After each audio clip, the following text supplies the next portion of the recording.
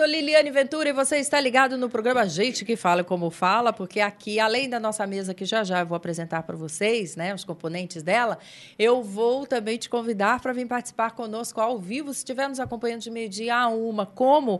Através do telefone do ouvinte, 11 5081 3782, 11 5081 3782. Você que está comigo simultaneamente pela Rádio Trianon 740M, também pela TV Êxito, também pela TV Fibra. Olha, venha participar conosco, porque, afinal de contas, a gente prepara sempre um programa com muito carinho para você. Hoje, sobre saúde, tá?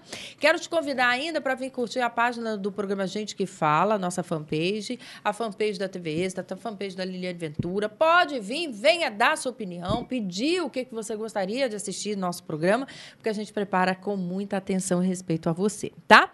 Hoje, entre os assuntos que iremos tratar, vamos falar sobre angústias que podem gerar compulsão alimentar. Vamos falar ainda que mais de 1/4 da população sofre com ejaculação precoce. E a síndrome do olho seco tem diagnóstico difícil. Vamos ainda falar para você que, mesmo que o tempo esteja frio, você precisa e deve proteger a sua pele. Tudo isso e muito mais na hora e vez do cirurgião especialista em medicina sexual, Cássio Miura. Como vai, doutor Cássio? Tudo bem? Como vai, Liliane? Tudo bem? Muito obrigado pelo convite. Estou aqui à disposição. Seja muito bem-vindo, viu? Obrigado, Liliane. Também conosco, ela que é médica oftalmologista, Regina Célia Silveira, médica assistente do setor de glaucoma da Unifesp. Alegria tê-la aqui, estava com saudades. Eu também. Muito obrigada pela oportunidade. Também conosco a farmacêutica e bioquímica Joyce Rodrigues, especialista, gente, em cosmetologia. Tudo bem? Tudo ótimo, prazer estar aqui. Ótimo tá a sua pele, né? A gente olha assim, já vê tudo. O olho, essa aqui brilha, né? Essa aqui com a pele linda. Sexualmente aqui também tá bem resolvido, doutor, né? Por que não dizer, né? Ainda é um tabu falar sobre sexo, né, doutor? Bastante. Mas cada vez mais, com a liberdade sexual, tá melhorando muito, né? Até sobre as pessoas que estão mais aceitas a outras sexualidades, as diferenças, as várias cores, os contrastes, né? Isso é muito bacana. Acho que o país está se desenvolvendo bastante nessa área. Muito bom. Aqui conosco também é psicóloga especialista em abusos e compulsões, Andresa. E como é que se pronuncia? Fursba. Ó, você pode falar, achar que tá fácil, mas a escrita estava complicado lá para ler. Então, por isso que eu perguntei para não falar errado. É Fursba. Isso. Fursba. Seja muito bem-vinda. Obrigada, Liliane. É um prazer estar aqui compartilhando um pouquinho do conhecimento com vocês. Muito bom. Acho que eu tenho compulsão alimentar. Vamos ver sobre isso, então. Ou eu tenho compulsão ou eu tenho uma lombriga. Eu estou ali na dúvida o que está acontecendo. Sentir fome é uma necessidade fisiológica ou é uma questão psicológica? A fome é algo fisiológico, né? Mas eu acho que o grande desafio das pessoas que sofrem de problema alimentar é conseguir identificar quando está com fome e quando é vontade de comer, né? A vontade também ela é importante. Porém, às vezes, essa vontade ela também tem um aspecto um pouco amplo, porque essa vontade ela vem para poder preencher um vazio, preencher uma angústia, sentimentos que a gente não consegue lidar, como frustração, medo, raiva. Então, é bem complexo essa identificação. Sobre o que você falou, a questão da compulsão, acho que também tenho compulsão, essa é a questão. No nosso dia a dia, a gente ouve muito as pessoas falando, né? Eu tenho compulsão, eu abuso da comida. E não necessariamente um episódio, eventualmente você fazer isso numa festa, isso identifica um transtorno. O que acaba desqualificando as pessoas que efetivamente sofrem do transtorno de compulsão alimentar. Por quê? Quem tem compulsão não come em festa? Muito? Normalmente, as pessoas com o TCAP, que a gente chama, que é o transtorno de compulsão periódica alimentar, alimentar periódica, o que acontece? Eles não comem na frente das pessoas. Come-se escondido. Né? O que revela a questão do comer é a obesidade, porque vão comendo e vão engordando. Porém, é muito estranho, porque diante das pessoas, nos eventos sociais, as pessoas têm vergonha. Quando frequentam, né? Porque chegam, muitas vezes, em função da própria obesidade, a evitar situações sociais. É verdade. Né? Acaba acompanhando depressão, ansiedade, então outros transtornos que vêm junto com o transtorno de alimentação. Viu por que você tem que participar aqui conosco? É isso mesmo. Então, venha, você que está comigo de meio-dia a 1, por que está repetindo tanto isso ao vivo? Porque esse programa fica à sua disposição, gente, sempre na tvexito.com.br. Você pode e deve baixar o aplicativo da TV Êxito, é de graça, no seu tablet, no seu smartphone, no seu iPhone, no seu iPad, tudo que você quiser aí, né, de tecnologia, pode, porque tem à sua disposição. Por isso que eu te faço o convite, porque se você não me acompanhar agora, pode me acompanhar durante a madrugada, a qualquer hora do dia e da noite, tá? Gente, olha, deixa eu contar para vocês que o telefone está aberto, inclusive para você já formular suas perguntas e mandar aqui para os nossos queridos convidados. Um estudo recente mostra que de 25% a 30% dos homens sofrem de ejaculação precoce no mundo inteiro. Segundo alguns especialistas, o problema pode ter uma causa física, mas na maioria das vezes, inclusive, está ligado a fatores psicológicos. A primeira opção terapêutica tem sido comportamental, reservando-se os medicamentos para quando a terapia não é aceita pelos pacientes. Porque ainda tem isso, doutor Cássio, o enfrentamento de aceitar que tem o problema? Olha, isso é muito, muito interessante, muito importante, você ter citado, é muito bom. Na realidade, até para fazer essa pesquisa de que você sabe que 25% a 30% das pessoas têm ejaculação precoce, é difícil, porque é difícil o homem falar, olha, eu tenho, eu me indignar, falar, olha, eu sou rotulado como portador, né? No mundo inteiro isso é uma grande dificuldade, mas a gente chegar a uma média de 25% a 30% das pessoas com ejaculação precoce, e essa ejaculação precoce, ela vem do início da vida, ela vem por aquele costume da iniciação sexual. Como foi a iniciação sexual sua? Foi no banco do carro de trás? Foi rapidinho, porque o papai e a mamãe da moça iam chegar em casa? Então, isso, a pessoa... Foi uma iniciação com uma profissional do sexo. Isso tudo altera e faz com que a relação sexual foi muito curta, muito rápida, né? E isso te desorganiza. Desorganiza e te monta uma relação sexual muito rápida e você não se acostuma a ter uma relação não tão prazerosa e muito rápida. E isso altera todo o seu comportamento, essa ansiedade que te leva, altera a sua autoestima, altera até a sua vida profissional, o teu sucesso profissional no futuro. Não é? Quer dizer que é uma coisa realmente comportamental ou é fisiológica? Eu também tenho essa dúvida. Então, na realidade, eu sou diretor médico da Boston Medical Group no Brasil, e a gente atende cerca de 2.000 pacientes por mês, né? Por mês. E você tem 18 filiais no Brasil inteiro. Então, o que acontece? A gente sempre estuda muito e, embora seja comportamental, tudo tem seu aspecto de autoestima, de acompanhamento pessoal, mas a gente vê que os medicamentos que a gente está sempre desenvolvendo, por exemplo, semana passada a gente foi para o México, teve um congresso latino-americano de medicina sexual específica, né? E cada vez mais os medicamentos estão conseguindo melhorar muito e ajudar muito nesse desempenho. Então, existe também um fator orgânico, físico do paciente que a gente está conseguindo abordar e que está conseguindo resultados muito importantes, muito bons. E quando que a gente sabe que é realmente precoce? Qual é o tempo que tem que se ter para uma relação? Então, esse é muito discutível, é assim, olha, umas pessoas... Porque a mulher, quando está cansada, vou explicar as coisas para o senhor, como é quando está cansada? Ela quer mais que tudo aconteça rapidinho, né? Não é, meninas? Não deixa eu falar sozinha. A verdade. Não é? Eu vou falar a verdade. Agora, o quanto isso é realmente precoce?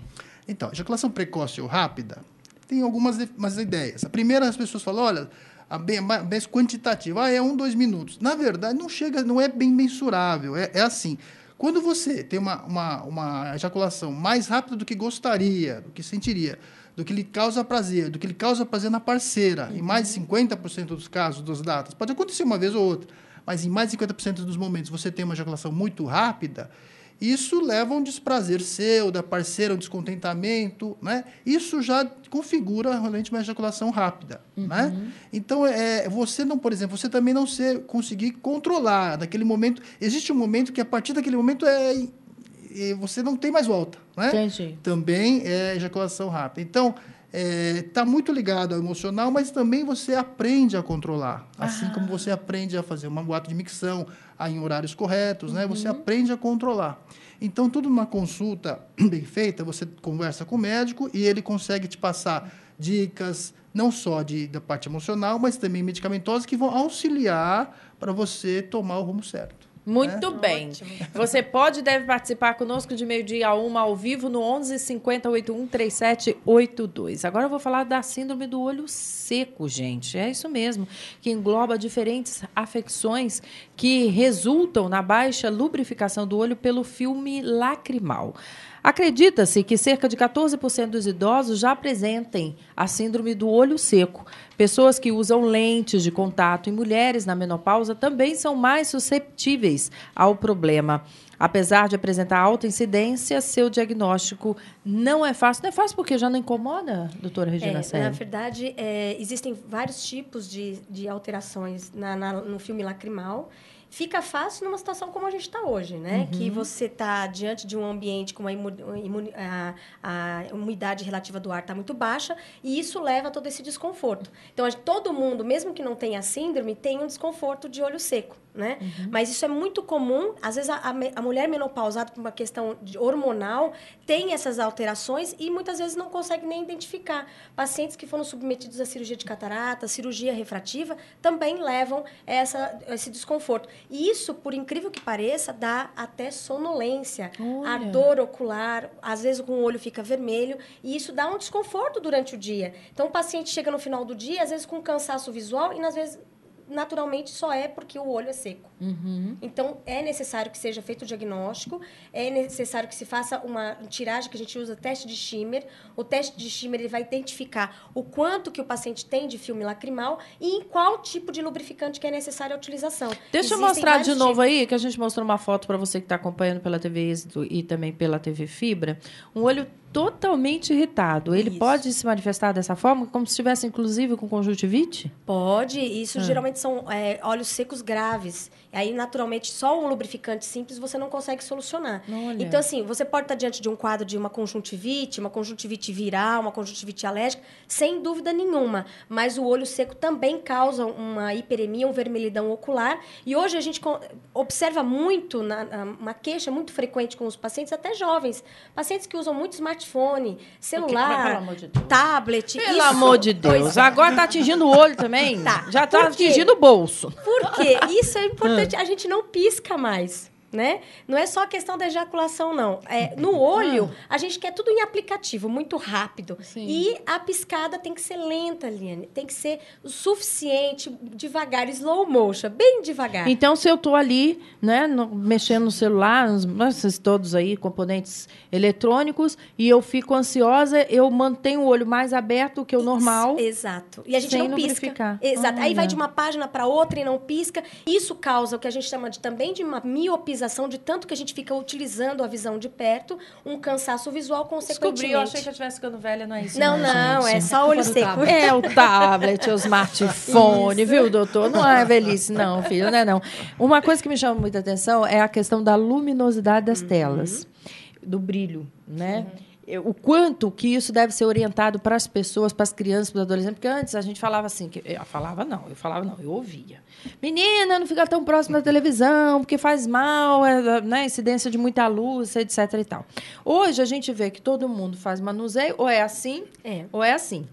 Isso também pode causar algum problema? Muito. Isso chama síndrome do computador. Isso é uma coqueluche hoje, né? Está acontecendo realmente um quadro bem explícito, principalmente em jovens. Então, o que a gente orienta? Uma exposição, ninguém vai deixar de usar o celular, mas que se pisque mais, que mantenha, pelo menos a cada hora, olhe para o horizonte para você causar um relaxamento dos músculos oculares. Então, olhe para um ponto no horizonte para que isso automaticamente leve esse relaxamento e aí você faz aquela piscada boa que a gente fala, né? Para realmente fazer uma boa recuperação do filme lacrimal. Use lubrificante. E o que a gente fala sempre em relação a computadores e posicionamento, existe uma especialidade hoje, Liliane, que chama-se ergonoftalmologia, que é a disposição. Em que local eu tenho que colocar o meu computador?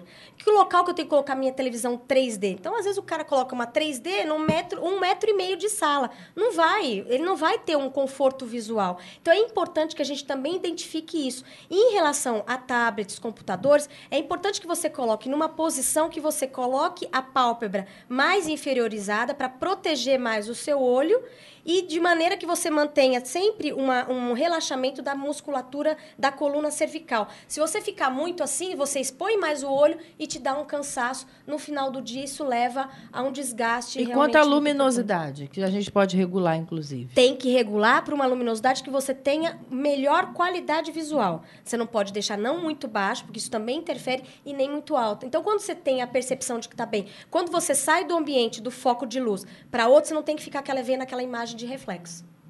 Quando você vê aquela imagem de reflexo, é sinal que a luminosidade está muito intensa.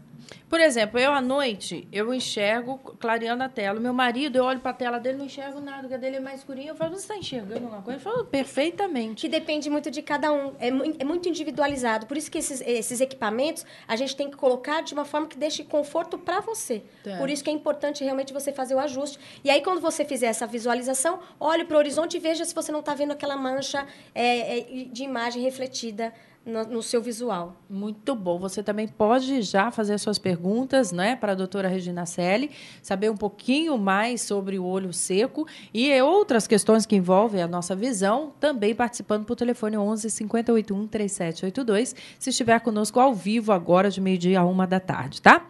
Gente, olha, tá bom o clima, né? Hoje em São Paulo tá gostoso, tá calor, vai ficar assim pro final de semana, já tive notícias, mas semana que vem vai esfriar de novo, sabia? Muito. Aí o corpo sofre, a pele, o que dizer dela, né? Frio, seco, calor, enfim, nessa época do ano traz aí uma série de problemas para a pele das pessoas. E para protegê-la, especialistas aconselham não exagerar na temperatura do banho, usar sabonetes suaves, nunca esquecer o protetor solar e principalmente beber muita água e hidratar a pele com produtos adequados. Como escolhê-los, minha querida Joyce Rodrigues? Eu acho que esse é o mais difícil. Como escolher? O consumidor final acaba tendo uma gama imensa de produtos, né, na prateleira. Então, ele primeiro tem que identificar o tipo de pele dele. Por exemplo, uma pele extremamente oleosa, que a gente chama como nome alipídica, né, o termo técnico, é aquela pele onde ela tem um excesso de oleosidade muito grande. Ela tem aqueles poros dilatados. Então, esse indivíduo, ele já tem que comprar produto específico para a pele dele. Por exemplo, comprar gel creme, ou um produto que ele tem na sua rotulagem, que ele é oil free. E aí você consegue ter uma hidratação correta, mas você não tem, por exemplo, utilizando um produto inadequado, você pode ter uma hidratação e gerar uma acne. Certo. Então, geralmente, as pessoas compram, por exemplo, vários filtros solares importados. Só que se a gente utilizar filtro solar importado, né, a gente tem que olhar muito a fórmula dele. Qual é a fórmula farmacêutica? Então, eu aplico, é uma textura mais oleosa? É adequado para a minha pele? Peles sensíveis, ela tem que comprar produtos hipoalergênicos. Então, já tem um parecer na Anvisa que produtos aprovados para peles sensíveis, eles têm que sofrer um teste, né? Então, você tem ativos específicos para esse tipo de pele. Por exemplo, pessoas com acne, geralmente ele utiliza um hidratante e aí a acne aparece exacerbada cada vez mais. Então, primeiro eu tenho que tratar a acne, usar controlador de oleosidades, então produtos com ácido salicílico, produtos que equilibrem esse excesso de oleosidade e depois eu usar um bom hidratante. O corpo todo é o mesmo tipo de pele? Ou seja, que eu posso passar no rosto, posso passar no pescoço, posso passar no colo, que posso passar nas mãos, que posso passar nos braços e por assim vai? Não. Não. Na face, eu tenho problema de identificar a minha pele. Se é uma pele mista, se eu tenho zona T oleosa, se eu tenho uma pele seca, desidratada. No corpo, geralmente, a gente acaba tendo uma pele mais desidratada. E como a gente consegue identificar isso? Como você disse, quando a gente começa a ter um banho muito quente, ocorre a desnaturação das proteínas. Então, essa pele ela fica levemente acinzentada. Então, sinal que eu tenho que usar um hidratante. Esse hidratante corporal, ele é vendido de uma forma totalmente diferenciada, onde eu coloco mais emoliente. Então, eu não posso utilizar no rosto, senão eu posso gerar acne. Tá? E, além disso, uma boa dica é que, após o banho, você já utilize um bom hidratante, porque você tem aquela pele mais úmida e você consegue ter maior absorção desses ativos. Não espere muito tempo.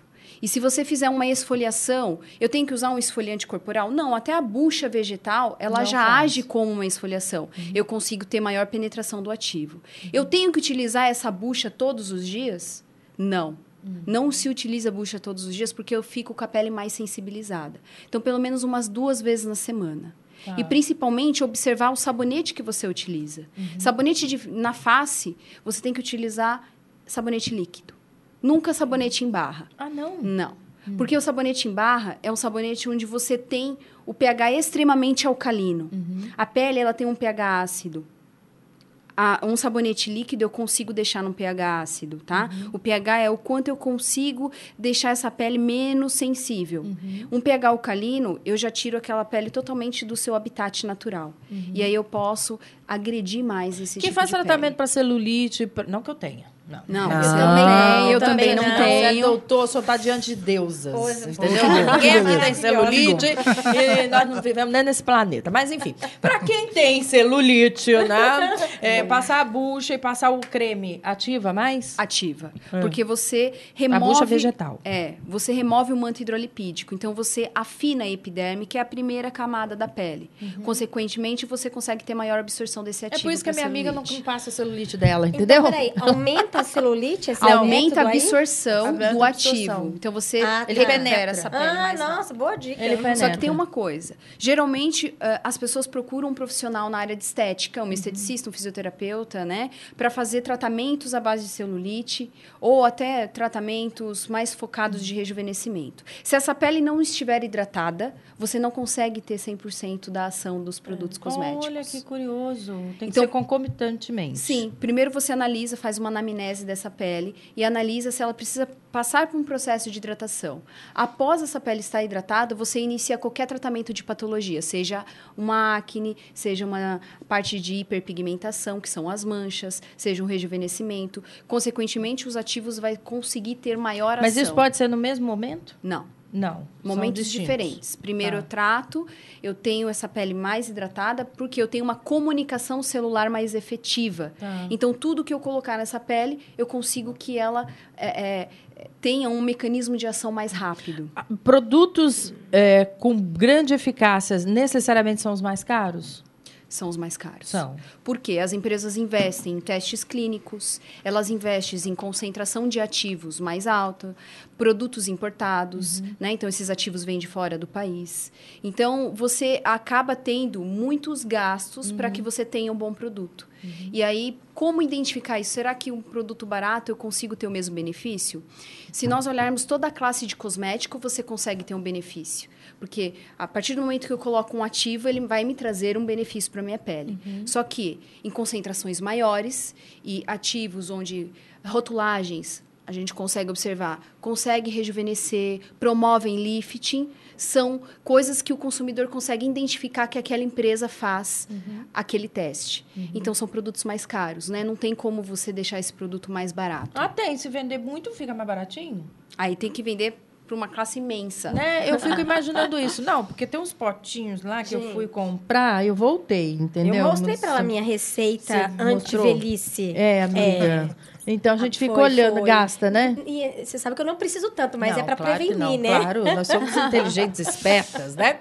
Olha, eu quero saber se o produto manipulado ele tem mais eficácia do que o que encontrado em gôndolas e exposição. Eu, como farmacêutica, né, eu assim, tenho um grande respeito pelas farmácias de manipulação. Né? Existem uma classe muito grande, profissionais bons, né? Mas nós temos que olhar o seguinte: uma farmácia de manipulação, ela faz determinado produto determinado pelo dermatologista ou por algum médico. Mas as indústrias farmacêuticas, né, indústrias químicas e de cosméticos, elas têm que fazer todos os testes clínicos, o que uma farmácia de manipulação não precisa. Né? Então, toda a indústria ela tem todo aquele teste comprovando para o consumidor final que aquele produto realmente faz um efeito. Entendi. Exemplo disso é um filtro solar. Como uma farmácia de manipulação, ela vai saber que um FPS 30 tem FPS 30? Na verdade, uma análise nossa como farmacêutica, a gente sabe que se colocar esse composto A, B e C, eu consigo chegar num FPS. Entendi. Mas a indústria farmacêutica, ela manda para uma entidade onde vários dermatologistas analisam através de radiação se aquele produto realmente tem aquele fator de proteção. E muitas vezes, nós como, né, desenvolvedores de produtos, erramos. E aí nós temos que refazer esse teste colocando mais quantidade de filtro solar. É como se fosse uma certificação? É uma certificação. Então, o consumidor ele está certificado que realmente aquele produto tem aquele FPS, que realmente aquele produto age no rejuvenescimento porque estimula colágeno, porque diminui as linhas de expressão. É comprovado. A farmácia de manipulação não consegue comprovar porque ela não precisa, dentro da categoria dela, fazer esses testes. Até porque é uma coisa muito rápida. Faz uma receita, após 3 dias eu retiro o produto. Isso não quer dizer que não traz nenhum benefício. Entendi. Ele traz. Olha, tá? melhor que tudo é você procurar uma alternativa para se cuidar. O que não dá... O senhor passa creme, doutor?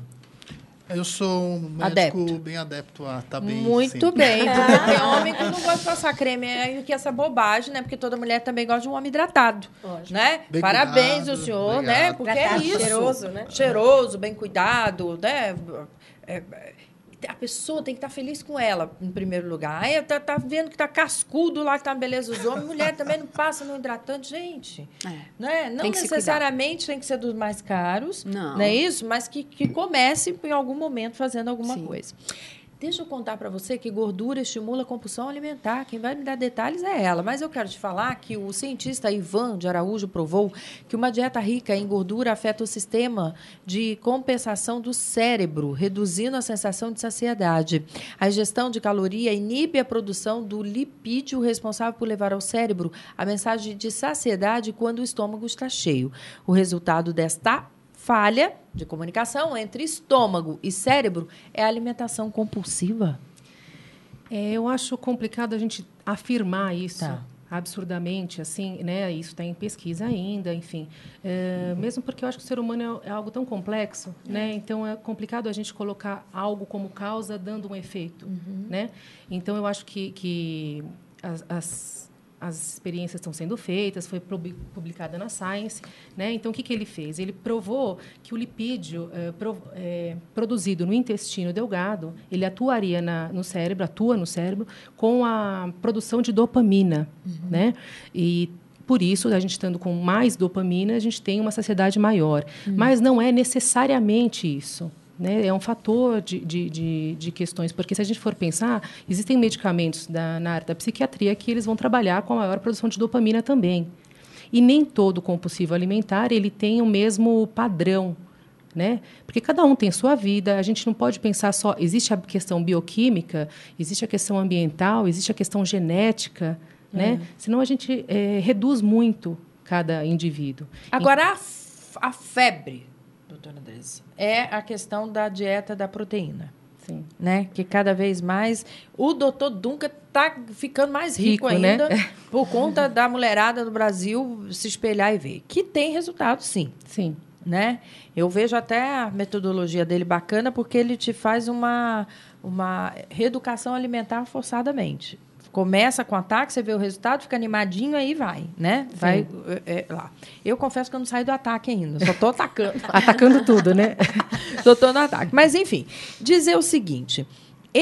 A senhora conhece a dieta? Conheço. Gosta, vê com bons olhos, não vê com bons olhos? O que é que acontece? Então, eu acho que, assim, de alguma forma, essa proposta está sendo muito interessante, né? Tendo um número muito grande de adeptos, porque está provando para essas pessoas que a mudança não se dá em uma semana. Isso. O que acontece? Até pelo fato dele colocar os estágios, né? 4 estágios, então te dá uma perspectiva de tempo, isso dá uma tranquilidade para as pessoas. E essa é a grande questão do ser humano diante de uma dieta. Por quê? Porque a gente quer resultado rápido, principalmente quem tem a compulsão alimentar. Ansiedade. Então, existe uma ansiedade muito grande, né? Nós temos uma necessidade de controle, né? Controle que eu coloco entre aspas. Então, assim, à medida que eu tenho começo, meio e fim, né? E identifico um fim como uma meta atingida, fica mais fácil aderir. Então, o que acontece? O Duncan ele deu um tempo maior e uma individualização maior. Isso. Né? Então, assim, se você coloca lá as suas características, se eu coloco, cada um de nós colocamos, ele vai te dar um tempo diferente. Ele vai estar levando em conta a sua história em relação ao peso, às oscilações. Então, isso acaba fazendo com que as pessoas sintam-se mais seguras, porque é bem personalizado e a um longo prazo. À medida que acontece? À medida que você vai tendo resultado, o que nós fazemos? A gente acaba aderindo mais tempo e acaba usando aquilo como estilo de vida. Né? Então, de alguma forma, eu acho positivo nesse sentido, porque acaba te mostrando um resultado positivo, principalmente inicialmente. É claro que não dá para viver só de proteína, o nosso corpo precisa de tudo. E não é essa a proposta dele. Sim, exatamente. Né? Mas o que acontece? Foi a mais sensato que eu encontrei até agora. Como ele inicia com a questão da proteína, diminuindo os carboidratos, você tem um resultado mais rápido. E isso é um reforçador da sua adesão. Isso. Então, eu falo, poxa, eu estou andando pelo caminho certo. Você também é partidária de que a farinha branca não faz bem? Na realidade, isso é algo bem nutricional, né? Não posso entrar tanto nesse aspecto, mas assim, eu acho que o que acontece? Se a gente for pensar em termos históricos, a farinha branca, né, os refinados, em geral, eles são absorvidos mais rápido. Né? Então, se a gente pegar o nosso sistema digestório, por exemplo, ele é o mesmo do homem das cavernas. Igualzinho. Qual é a diferença? A diferença é que, antigamente, eles comiam só grãos, caçavam. Né? Hoje em dia, é muito rápido, é tudo fast. Né? Então, e você não via nem uma mulher das cavernas gorda. Não é? Né? E hoje em dia, o que acontece? O senhor está rindo, doutor? A vida é dura, a gente tem que olhar o todo, entendeu? Exatamente. E hoje em dia, o que acontece? É tudo muito rápido. Então, tudo que absorve muito rápido na boca, né? Assim, tanto é que nutricionistas costumam falar isso. Comeu algo que derreteu na boca, esse é o perigoso. Né? O que é mais fibroso, ele é o que faz melhor para o organismo. Né? Então, realmente, se a gente for pensar, a farinha branca é um refinado que vai vir e absorver muito mais rápido no seu organismo. Quando ele absorve mais rápido, o que vai acontecer? Você vai ter uma necessidade mais rápida de colocar alguma outra coisa. Né? Então, Liliane, eu posso aproveitar um gancho e uma consulta, por favor. Né? Existe o compulsivo sem vergonha? Não que eu seja esse tipo. Então já se entregou. Então, essa é a grande questão, né? E assim, por quê? O problema da compulsão alimentar, do transtorno em si, a pessoa ela é viciada por comida. Né? O vício é tanto... como tem o viciado por álcool, o viciado por droga, por sexo, por jogo, tem o viciado por comida também. O centro de ativação é muito parecido. Né? Assim, tanto é que as medicações elas são as mesmas, praticamente muda-se a dosagem. O que acontece? A comida, como ela faz parte do nosso dia a dia, ela faz parte da nossa vida desde o nascimento, ela integra. Né? Ninguém convida um amigo para ir correr no parque. Até que hoje em dia as pessoas estão aderindo um pouco. Né? Mas a gente sempre está junto com a família em torno da mesa. Né? A gente recebe as pessoas em casa oferecendo algo. Então, de alguma forma, tem uma questão afetiva por trás. Né? Então, o que acontece?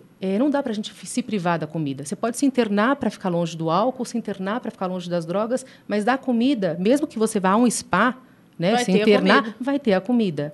E o que acontece?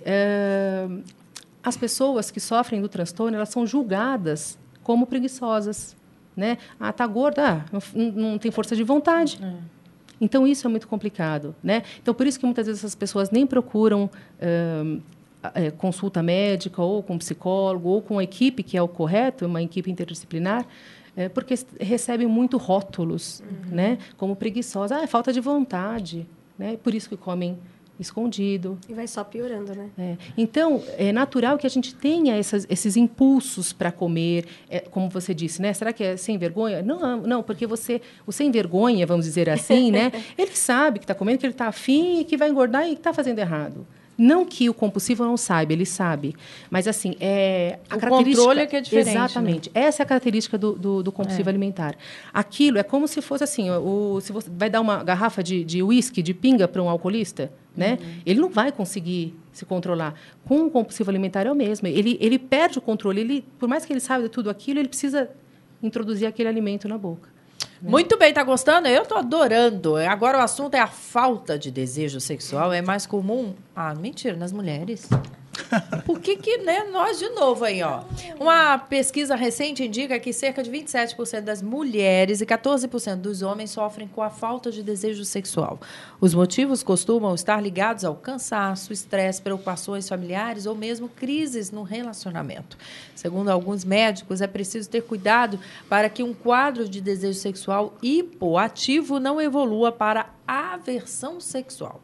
Doutor Cássio, o que é comum num relacionamento onde os dois estejam ali sobre o nível de mesmo estresse ou de não estresse? qual é o número de relações sexuais, qual é a quantidade no mês, na semana, no ano, que pode ser dita normal ou a falta dela normal? É uma grande pergunta, hein? Se eu souber a resposta, ganhei na loto, né? Veja bem, eu acho que é muito importante a gente falar. Quando, olha, estou estressado, estou com dor de cabeça, tenho trânsito, estou muito trabalho, isso tudo são preocupações que são existentes, a gente deve tem o seu valor. Mas, antes disso, o médico deve procurar, numa boa consulta, deve achar se existem causas orgânicas, causas físicas, né? Por exemplo, um câncer de próstata, um tumor, uma infecção vaginal, um corrimento, um problema, uma dor, né? Da onde vem uma dor no ato sexual, tudo isso tem que ser bem abordado numa consulta médica. Agora, além disso, o médico vai fazer seus exames bioquímicos, exames de hormônios, até para diagnosticar uma causa orgânica.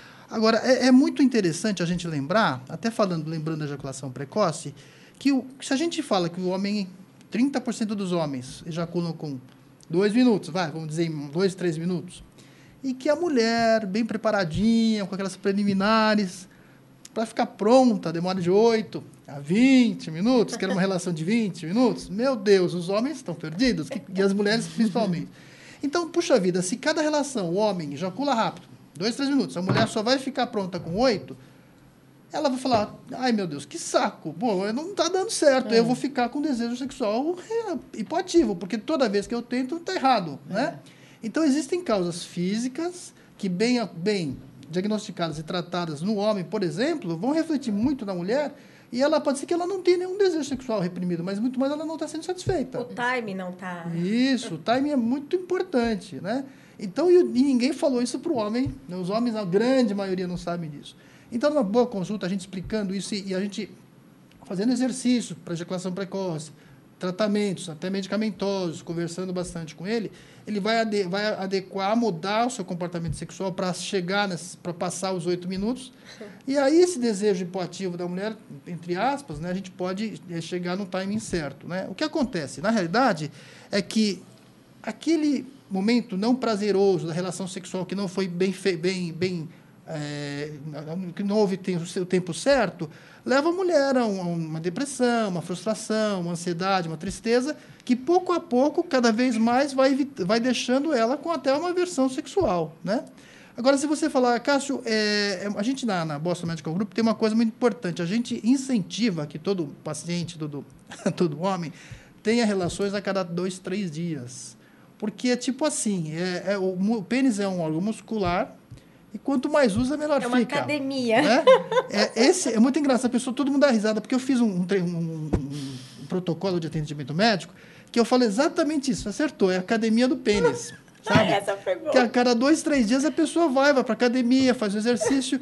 É como levantar o peso, cada vez fica melhor o peso que você levanta mais peso, né? Estou pensando aqui também no órgão feminino, se isso não é fato. É o exercício ali também, porque você fica esquecida, a periquita Isso. já viu, né? Ela dorme e morre. É o treinamento, é o uso, é a experiência, né? Então, cada vez mais você vai tendo melhor relação, ficando mais íntimo do parceiro, tendo um bom acompanhamento. É lógico, a parceira é muito importante, né? O casal é muito importante para os dois, para que cheguem no entendimento do que é melhor para cada um, né? Então, a gente também, quando vai o paciente, que vai o casal, vai a esposa, eu dou os parabéns, porque a mulher está apoiando, ela está incentivando, ela está do lado, ela gosta mesmo. E, às vezes, é um fator físico mesmo, uma barreira orgânica que com um medicamento tratado, o casal fica feliz pro resto da vida. Isso demonstra amor, demonstra carinho. Então, o senhor chegou, o senhor deu uma volta danada, né? Politicamente correto, mas falou direitinho aí o que eu queria ouvir. De 2 a 3 vezes... A gente incentiva. Eu acho que o que não usa atrofia, a gente quer que a pessoa use a cada 2 a 3 dias, a cada 3 dias uma relação sexual. A gente quer que cada vez mais... Porque, sabe a verdade? Olha, isso é coisa interessante, né? A relação sexual é nobre, é uma das funções que o homem, primeiro, tem a pirâmide de Maslow, né, de necessidades de alimentação, segurança, e a reprodução ou o sexo, ela está ligada a uma das coisas mais nobres e mais difíceis. O homem tem que estar com a saúde muito bem, ele tem que estar bem, em termos de cardiológico, físico, bem, para que possa ter relação sexual. E até nesse congresso que teve agora, a gente percebeu que é usado como um indicador. A saúde sexual, que nosso tema é saúde é vida, sexo é vida, né? Quanto mais a gente pode fazer esse sexo, mais está ligado ao indicador de que a pessoa está com qualidade de vida boa. Então, se você tem uma qualidade de vida boa, sem esses excessos de estresse, de cansaço, de fraqueza, você consegue estar melhor, com menos ansiedade, com relações sexuais melhores, né? Com mais disposição, mais relaxamento. É muito engraçado. O homem normalmente pensa assim, puxa vida, fico super ansioso, eu acho que para ter uma relação sexual eu tenho que estar a ponto de bala. Pelo contrário, ele tem que estar relaxado, tem que estar tranquilo, né? Isso gera uma confusão e gera essa ejaculação precoce, né?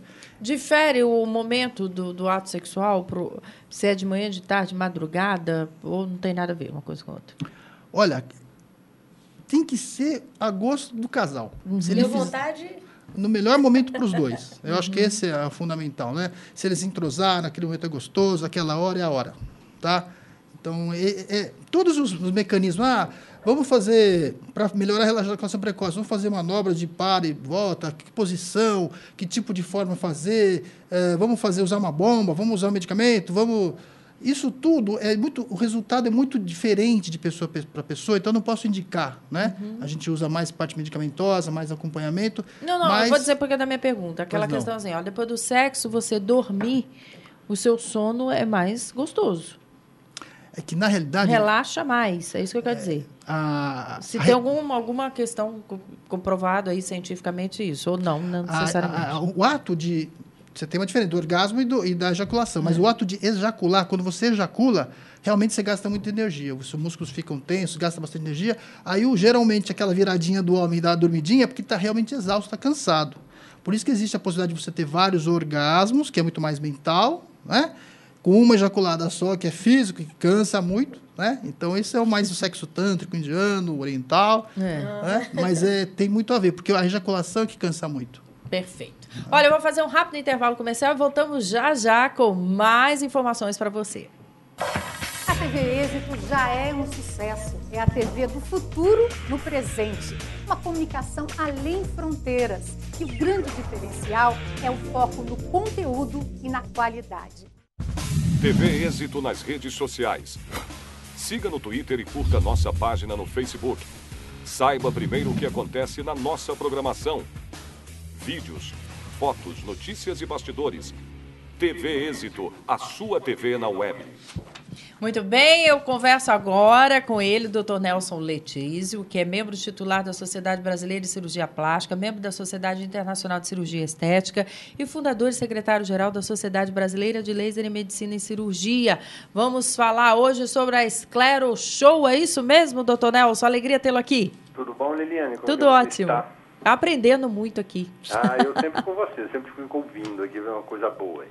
Ô, doutor Nelson, o Esclero Show, provocado pela perda de elasticidade das pálpebras, é recomendado em que momento? É quando a pálpebra cai, é isso? Exato, Liliane. Você tem o Esclero Show senil, o Esclero Show genético e o Esclero Show iatrogênico. Ou seja, o senil é porque a pessoa... vai perdendo o tônus da musculatura da pálpebra, que é o músculo orbicular das pálpebras. Então, ele vai ficando meio fraquinho, ele vai ficando meio frouxinho, então a pálpebra vai meio que caindo, né? Então, numa pessoa mais idosa, dá o que a gente chama quase um ectrópio com lago oftalmo, né? Ou seja, a lágrima não fica contida mais no olho, ela escorre. Nossa! Então, irrita toda a pele da pálpebra, é um problema meio sério. E quais os cuidados que a pessoa precisa ter?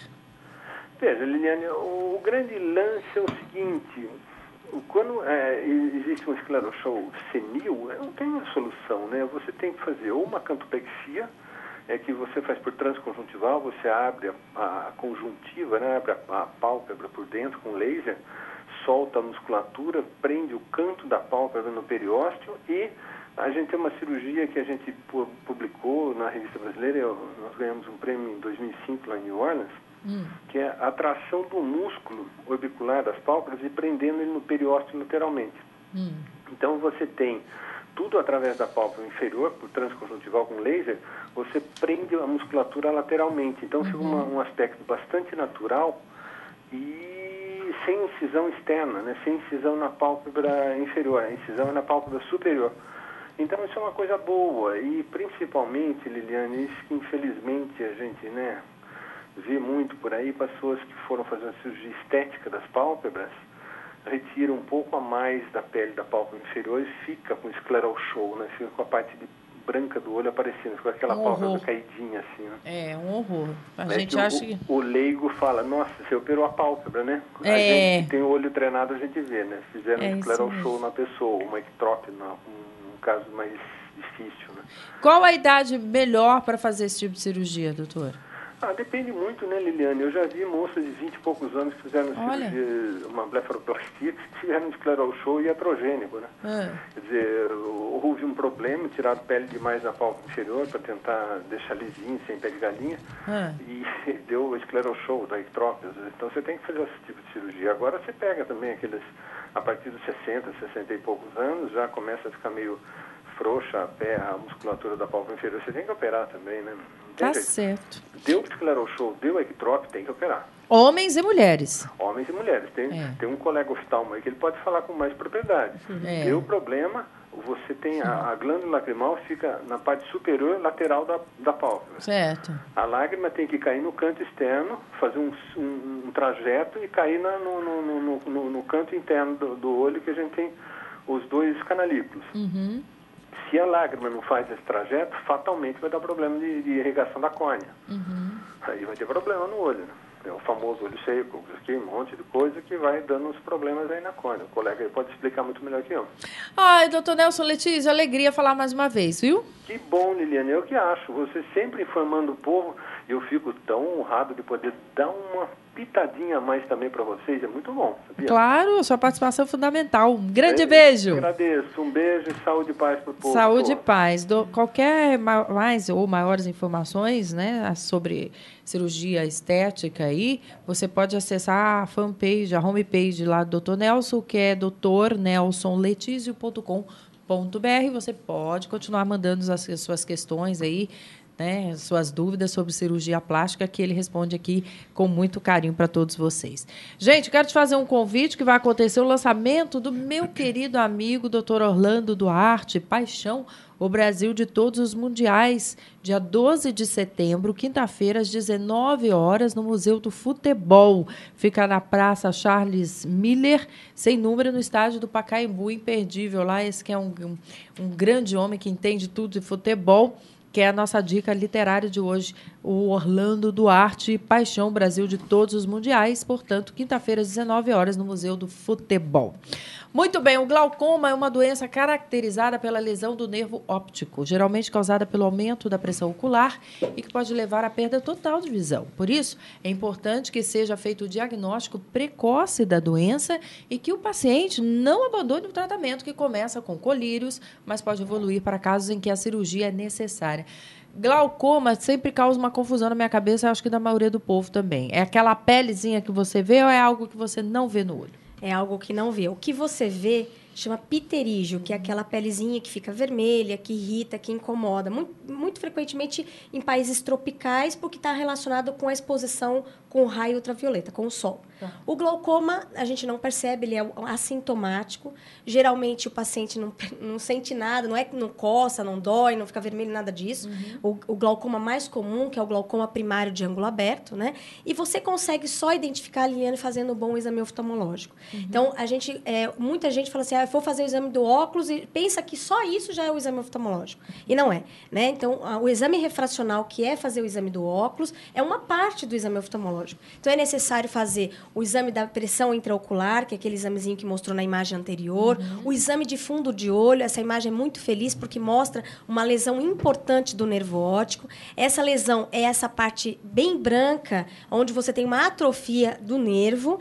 E o grande problema, por ser assintomático, se você não faz o diagnóstico precoce, essa lesão do nervo óptico vai aumentando, essa atrofia não tem volta, mesmo tratado, o tratamento ele serve para poder estabilizar o grau em que está esse glaucoma. Então, quanto mais grave essa lesão do nervo óptico, mais difícil fica o nosso controle. E aí necessita de uma redução da pressão mais baixa. Então, por exemplo, o paciente que tem uma lesão semelhante a essa que mostrou aqui, seguramente esse paciente deve manter um nível pressórico muito abaixo para que ele não perca aquele restinho de nervo óptico que está fazendo ele ter a vida normal, que está fazendo ele dirigir, que está fazendo ele ter o dia a dia dele normal. Pra você ter uma ideia, Liliane, 50% dos pacientes portadores de glaucoma já são cegos de um olho e não sabem dessa informação.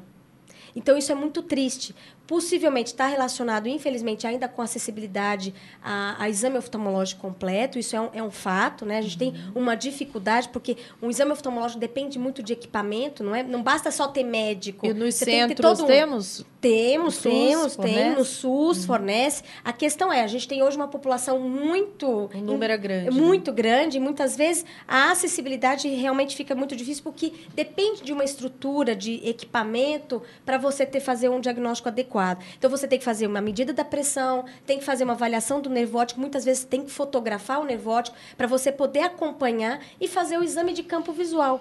Então, assim, são vários fatores que você não dá alta para esse paciente. Então, o paciente não basta fazer uma vez e nunca mais ser visto. Esse paciente tem que ser acompanhado. Então, o que a gente fala do tratamento? Porque, como a doença não tem sintoma, o paciente vai ter sintoma do colírio. Então, imagine, tem colírios que levam ao olho ficar seco. Então, se a gente já está num ambiente que propicia uma secura ocular, o colírio acaba dando desconforto. A doutora passou esse colírio, eu estou ficando pior, eu estou enxergando embaçado, está coçando o meu olho, eu vou parar. E aí acaba parando a medicação, porque o que ela está sentindo é um sintoma de superfície, e isso você pode regularizar com um lubrificante, com algumas situações que você pode orientar o paciente, mas o tratamento do glaucoma não pode parar, porque é isso que vai estabilizar para aquela lesão não piorar, porque voltar não volta, mas porque aí você consegue estabilizar o tratamento e assim o paciente viver uma vida normal. Isso hereditário? É hereditário, Liliane. Infelizmente, os pacientes que têm o componente hereditário, o meu tio ficou cego por glaucoma, eu tenho um primo que já está tratando de glaucoma, aí há uma necessidade maior de um acompanhamento mais próximo. Então, o paciente tem uma escavação grande, uma lesão que parece glaucoma no fundo do olho, você fala, olha, daqui uns 6 meses você volta, nós vamos acompanhar, nós vamos fotografar. Mas o paciente que já tem o diagnóstico de glaucoma, que tem um familiar já cego na família, aí aumenta a agressividade da penetração desse gene nessa família. Existem famílias que têm vários casos de cegueira e aí necessita de um acompanhamento mais próximo. Então, ao invés de você mandar uma vez de 6 em 6 meses, você pede o paciente vir de 3 em 3 meses. Isso vai diferenciar de cada caso do cada paciente. A Patrícia participa aqui conosco e manda pergunta para a doutora Regina Celli. Os lubrificantes comprados em farmácias têm algum tipo de contraindicação? Sim, na verdade, assim, existem os lubrificantes que têm um derivado que chama preservativo, que mantém a validade do medicamento, uma concentração muito grande. Isso chama cloreto de benzalcônio. E o cloreto de benzalcônio é importante para manter a estabilidade da droga. Então, se você tem uma validade de um medicamento, que tem validade de 2 anos na farmácia, para ele ficar ali, ele tem que ter um preservativo para que mantenha essa estabilidade, tá? Existem alguns medicamentos que têm a mais desse cloreto de benzalcônio, e isso acaba levando uma irritabilidade. E existem medicamentos que têm adrenalina, que o pessoal utiliza para deixar o olho mais branquinho, e isso que pode gerar também glaucoma. E o uso inadvertido de medicamentos que aí não são lubrificantes, são os cortisonas, que podem também levar a glaucoma. Lubrificante, a gente aconselha para todo mundo, não exagero, né, mas tem uma posologia que você converse com o seu médico oftalmologista a sua necessidade de lubrificação, né? Então, é uma necessidade de uma interação, e ele vai poder te dizer qual o lubrificante melhor e mais indicado, porque existem vários tipos de necessidades, vários tipos de lubrificantes. A Fátima Moura, da Consolação, Andresa, o chamado transtorno bipolar, em sua fase mais aguda, pode levar ao suicídio? Depende do que é a fase mais aguda, né? Porque assim, o bipolar ele oscila entre a depressão e a mania, né? Então assim, também não dá para a gente falar que a fase mais aguda... O que é a fase mais aguda? Tá. A fase mais aguda na depressão ou a fase mais aguda na mania? Né? É muito, muito específico. A gente tem que ver a história do paciente. Não dá para definir assim. O Jaime Jardim Bonfilioli, doutora Regina Celli, quem tem diabetes corre um risco maior de contrair glaucoma? Oi, Jaime, um prazer falar com você. Na verdade, a gente não contrai glaucoma, né? É importante porque não é uma doença que você pega, não é uma doença que leva para uma questão infecciosa. Mas a gente, na literatura, sabe-se que o paciente com diabetes, percebe-se que tem mais alteração glaucomatosa. Não se sabe porque se faz mais exame, porque você é orientado a ficar em mais visitas com o oftalmologista, ou se realmente há uma causa diretamente relacionada. A gente acredita que realmente é porque o paciente diabético, ele vá mais ao consultório e isso facilite a você fazer mais o diagnóstico. Então, o paciente diabético, em especial, ele pode desenvolver um glaucoma chamado glaucoma neovascular, Eliane. É um outro, que existem vários tipos de glaucoma, tá? O mais comum é o glaucoma primário de ângulo aberto, que esse não tem sintoma.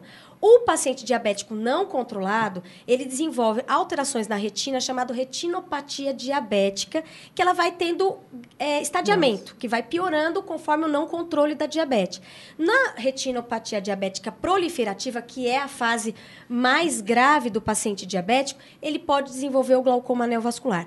Esse, sim, tem sintoma, tem dor, o paciente cursa com pressões de 50, 60 milímetros de mercúrio e o paciente pode perder o olho em poucas horas, né?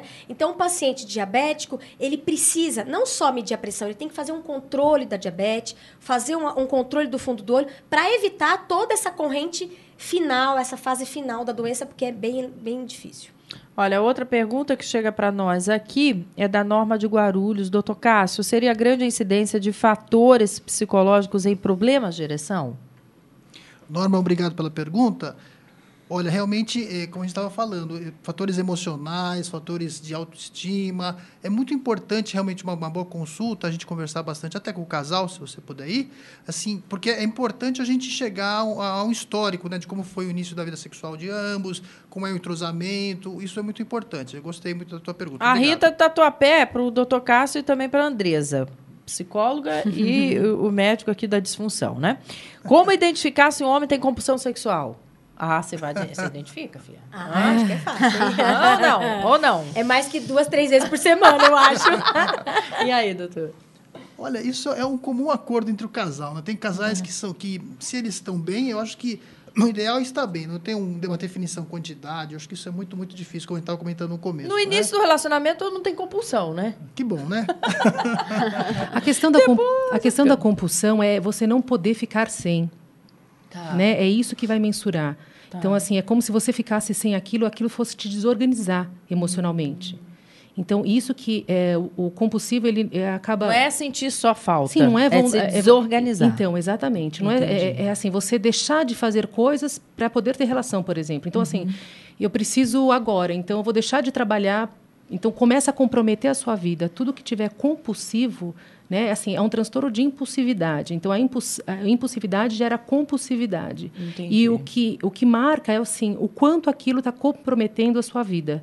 Lembrando que nós somos vários setores, né? Trabalho, vida social, família, sexualidade, espiritualidade. Então, assim, são vários projetos de vida. Somos várias coisas. Então, se uma dessas estiver comprometida por uma fatia dessa pizza só, aí a gente começa a pensar num transtorno realmente. A Mara, do Jardim São Paulo, doutor Cássio, existe um número ideal de relações sexuais durante a semana para o casal ser considerado normal? E eu queria saber por que a mulher se cansa mais do que o homem depois da relação. É físico? Mara, obrigado pela pergunta. Realmente, como a gente estava comentando, não existe um número mágico ideal. Isso é de casal para casal, de comum acordo, é importante, né? Esse cansaço, veja, vai variar de pessoa para pessoa, inclusive porque a mulher pode ter orgasmos múltiplos ou não, então a gente precisa triar, ver os detalhes, né? Mas os homens também se cansam, através da ejaculação também. É porque eles fingem, entendeu? Que são mais fortes. Vamos lá. A Valéria do Cambuci, Joyce, para uma pele mista, a esfoliação é indicada só na área ou no rosto? Todo. Meu nariz é oleoso e as bochechas são secas e tenho espinhas e cravos na testa. E aí, o que faço? Bom, Valéria, obrigada pela pergunta. Pele mista, você tem que fazer a esfoliação no rosto todo. Você não tem que tratar uma área específica. Ela pode fazer esfoliação no máximo 2 vezes na semana e ela tem que usar um controlador de oleosidade. Tá? Para que tenha um ácido salicílico, de repente, ou algum ativo que controle esse excesso de oleosidade, ela tem que olhar isso na embalagem e aplicar isso no rosto todo. Isso já vai diminuir também os poros, porque se ela tem uma pele mista, você tem poros dilatados, principalmente na zona T, que é a região de testa, nariz e queixo. E aí ela já consegue amenizar bastante. Andresa, a pergunta veio da Maria de Fátima. Ela diz assim, eu tenho 2 questões. Se eu não comer um doce depois do almoço, meu dia acaba. eu posso ter indícios de compulsão e queria saber quais os primeiros sintomas da ai, meu Deus, a compulsão. Tenho medo de ter, pois engordei muito nos últimos meses. A compulsão alimentar, ela se caracteriza por uma ingestão de grande quantidade de alimento num curto espaço de tempo. Então, por exemplo, em 2 horas, a pessoa chega a comer 10, 15, 20 mil calorias. E é o devorar. Tá? Então, assim, um docinho após o almoço, ele é saudável. Inclusive, acho que os nutricionistas podem falar. Não é compulsão. Tá? Então, a questão da compulsão é assim... ter episódios compulsivos, pelo menos 3 vezes por semana, durante 6 meses. Né? Então, é isso que a gente vai conseguir saber se a pessoa tem um transtorno ou não. Se esse comportamento se repete, perdura por mais de 6 meses, a gente começa a olhar para a compulsão. Tá? A ingestão de grande quantidade em curto espaço de tempo e a impotência diante de se controlar na comida. Tá? Então, assim, um docinho, você ter esse desejo é natural. Né? Assim, a gente precisa tomar cuidado com esses rótulos também. Perfeito. Ficaria muito mais, né? Mas o nosso tempo urgiu e acabou. Eu gostaria de um contato da farmacêutica bioquímica Joyce Rodrigues. Bom, o meu e-mail é drajoyce, com Y, Rodrigues, com S, @gmail.com. Muito obrigada, viu, querida? Também a nossa amiga psicóloga, especialista em abusos e compulsões, Andresa Wurzba. Isso. Esteve conosco, tem algum contato? Podemos Meu dar? e-mail eu posso fornecer, Andresa com ZW, @live.com. Muito obrigada. O cirurgião especialista em medicina sexual, Cássio Miura. Aqui eu estou representando a Boston Medical Group, que você puxa no Google, a gente faz propaganda todo dia na Globo. Obrigado. Muito obrigada, viu? E também a minha querida amiga oftalmologista, a doutora Regina Celi Siqueira. Obrigada. Silveira. Obrigada, Liliana. Obrigada a todos. Fica aí o contato da clínica, Chloe Visão, e eu estou à disposição para qualquer necessidade. Muito obrigada. Lembrando que Gente que Fala tem a direção do jornalista Fausto Camunha, diretora de produção Zenilda Salvato, Raela Brandão e Pedro Escriavão na redação, Som Cléo Rodrigues na técnica, Fernanda Cataldi, Felipe Duarte, Felipe Batista, Renato Borges, Douglas Dantas e Benê Benê. Um beijo a todos e até o próximo programa.